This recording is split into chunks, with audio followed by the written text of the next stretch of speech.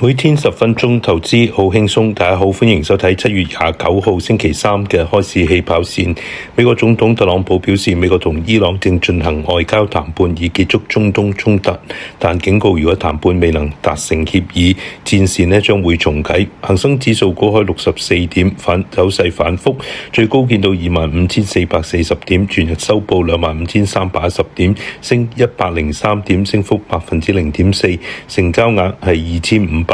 億。國企指數收報8,436點，升70點，升幅0.9%。恒生科技指數收報4,730點，升28點，升幅0.6%。南亞資金淨賣出港股24.95億港元，其中淨買入智普2.68億，小米3.58億，淨賣出美團9.24億，華虹宏力8.84億，中芯國際6.82億，長飛光纖6.4億，長飛光纖光纜6.4億，騰訊5.13億，中海油5.01億，阿里巴巴3.74億，兆易創新2.72億，建滔積層板2.71億。據統計，南亞資金已經連續3日淨賣出中海油，共計13.41億，連續5日淨賣出阿里，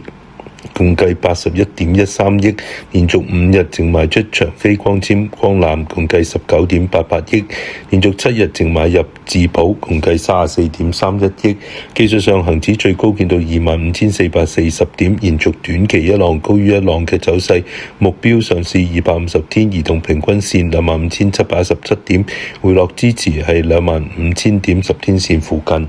A 股三大指數低開0.9%至3.1%，其後跌幅擴大，全日跌1.2%至到7.4%。上證指數收報3,813點，跌44點，跌幅1.2%。深成指下挫639點，跌幅4.5%，收報13,509點。創業板指插水263點，跌7.4%，收報3,327點。滬深兩市合共成交額係2.03萬億元。光刻機概念股逆市升，波長光電升2成，永新光學就升1成，兩股喺市前競價時段已經係漲停。人民幣對美元中間價按日下調17點，報6.7928對1美元。據報道，一間獲中國政府支持、總部位於上海嘅企業，已正式開始生產自主研發嘅浸潤式深紫外光 DUV 光刻機。首批國產 DUV 設備計劃喺2026年交付大約5台，2027年目標擴至20台，並送往中芯國際、華虹宏力以及啱啱掛牌嘅記憶體巨頭長鑫科技進行測試同驗證。據悉，中國亦都係正在研發國產極紫外光 EUV 光刻機，但係目前仍處於原型機階段。呢個突破喺半導體行業引發咗地震級嘅連鎖反應，日經指數大跌超過4%，其中記憶體生產商海合單日暴瀉超過18%，韓國 Kospi 指數暴跌超過1成，並曾經觸發熔斷機制，屬於今年第8次熔斷。SK 海力士急挫超過14%，三星電子亦跌超過13%。喺本港，南方2倍做多海力士 ETF 7709急挫30.2%，南方2倍做多三星 ETF 7747就跌26.7%。韓國金融監管當局決定，如果單一股票槓桿產品投資過熱，將引入個人投資上限等追加監管措施，正在重點研究將個股嘅槓桿投資額限制喺全部金融投資產品投資額2成以內嘅方案。截至7月13號，7月累積強制平倉規模已經達到3442億韓元，超過120萬個槓桿散戶帳戶觸及保證金追繳線，其中大約32萬至36萬個帳戶已經被券商全額強制平倉，部分帳戶甚至係倒欠券商資金。港股汽車股集體上漲，消息面上2026年上半年中國整車出口首次突破500萬部大關。達到509.6萬部，同比增長65.3%。其中新能源車出口係主要嘅增長引擎。小米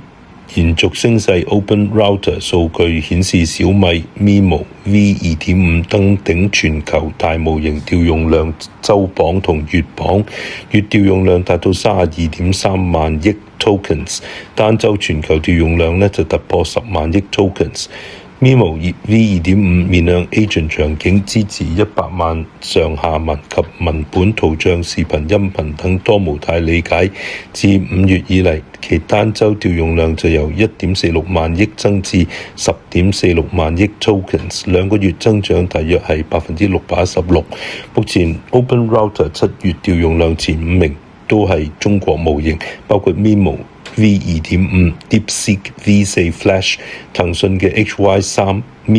Minimax 嘅 Minimax M3 同埋智譜嘅 GLM 5.2。截至7月26號，中國模型近28日全球調用份額係63.5%。有分析認為，小米 MiMo 已經由單純嘅技術研發演變為小米集團最具爆發力，甚至尚未充分定價嘅黃金資產。小米 MiMo 主要通過3大核心路徑實現全面商業化同貨幣化。第一就係 B 端變現 API 訂閱套餐 Token Plan。小米喺2026年初對 MiMo V2.5 系列 API 實施咗高達99%嘅永久性降價，並首創咗 Token 訂閱套餐包同按月續費模式。此舉係迅速吸引咗全球超過100萬開發者同專業機構，將高頻嘅 AI Agent 交互轉化為長期穩定嘅 SaaS 訂閱收入。而 C 端變現，小米擁有全球超過10.79億台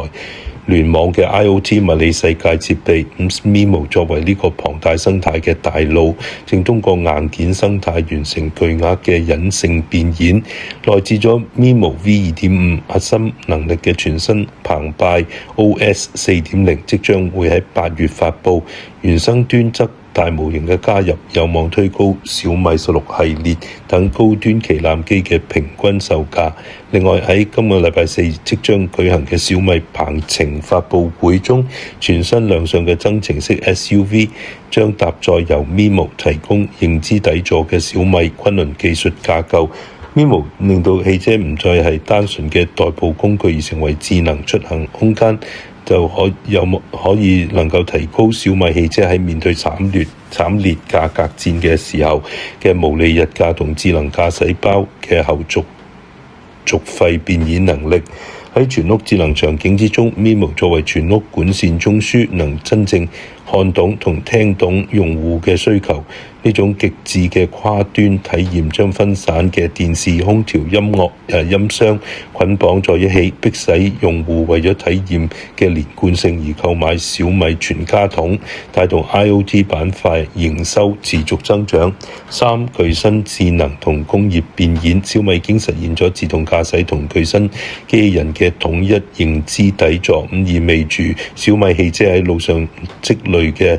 駕駛海量數據可以直接用嚟訓練其工業人形機器人，而機器人喺工廠學到嘅精密操作，亦都能夠反哺車機嘅場景理解。未來呢一套 MiMo 腦加機器人新嘅組合，唔單止能夠為小米自身工廠大幅降低成本，更能作為一體化嘅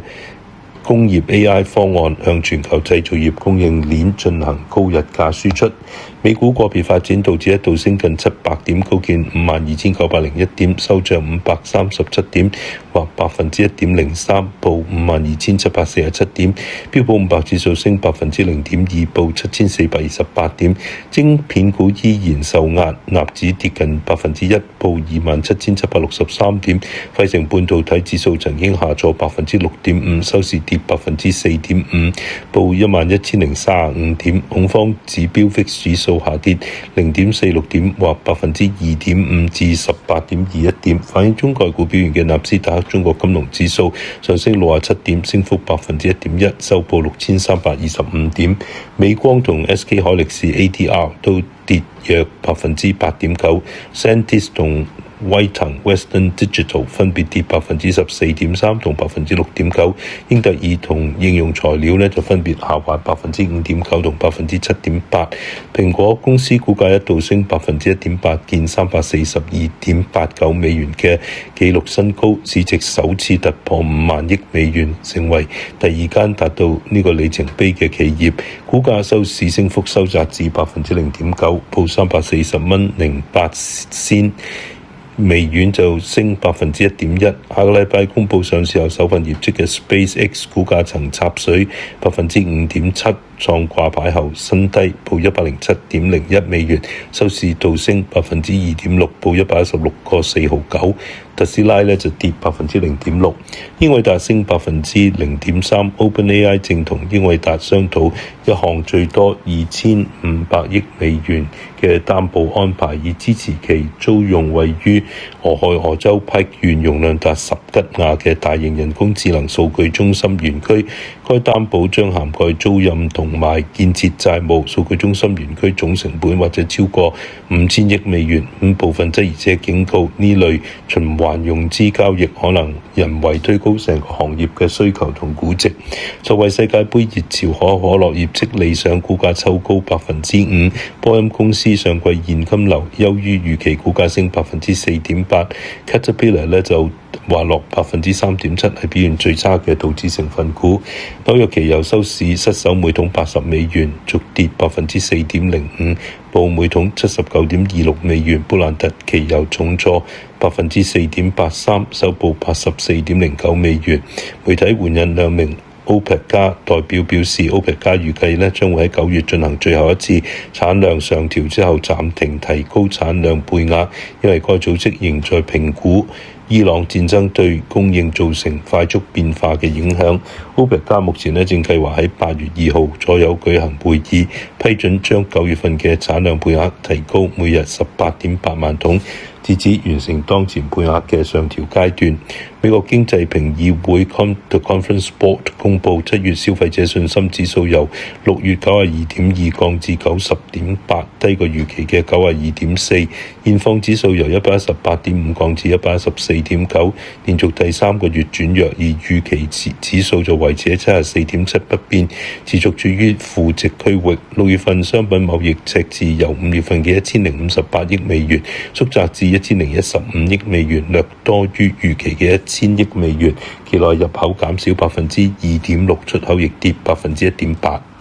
今日介紹嘅股票係地平線機器人，股票代號9660。地平線機器人早前發出咗盈喜，預期截至2026年6月30號止6個月嘅持續經營業務收入將介於19億3000萬至到20億8000萬元人民幣，按年增長24.8%至到34.5%，主要得益於產品解決方案同授權及服務業務兩大收入板塊嘅共同驅動。其中產品解決方案嘅收入增加，主要得益於集團市場地位持續強化同埋市場份額穩步提升，以及全場景嘅城區解決方案開始規模化量產部署。授權及服務業務收入亦都錄得強勁增長，主要得益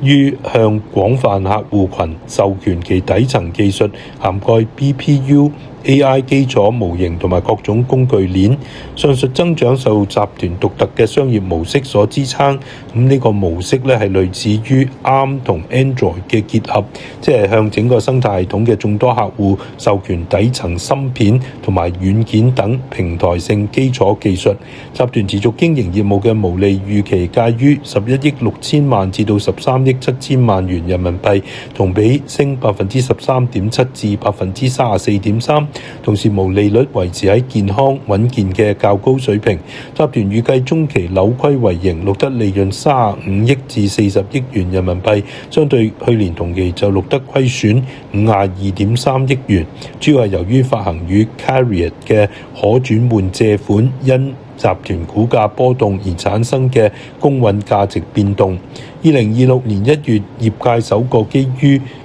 集團單征程 6M 處理硬件嘅城區智能輔助駕駛解決方案正式投入量產。該解決方案憑藉深度與硬件協同優化，顯著降低複雜程度同埋總成本，為更大規模嘅應用奠定咗堅實基礎。目前集團正同廣泛嘅生態系統合作夥伴攜手，進一步拓展城區自動輔助導航駕駛解決方案嘅市場覆蓋範圍，使其從15萬蚊人民幣嘅大眾市場區間下探延展至10萬蚊人民幣嘅國民車市場區間，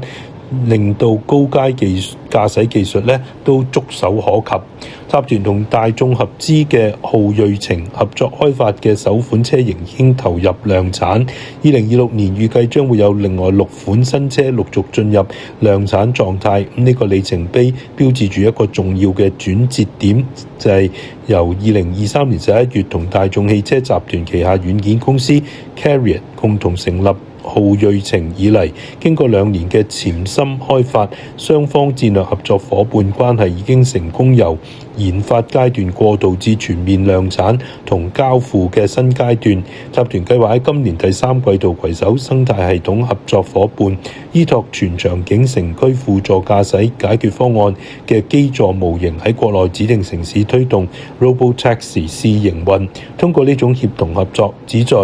累積 L4 級自動駕駛喺真實開放城市道路嘅實戰經驗，從而為集團嘅基座模型嘅後續技術演進同 Robotaxi 嘅商業化部署奠定基礎，最終將集團打造成為 L4 級別乘用車同 Robotaxi 運營商背後嘅量產技術解決方案提供商。建議買入價4個8毫半，目標5個3，指示位4個6，個人冇持有上述股票。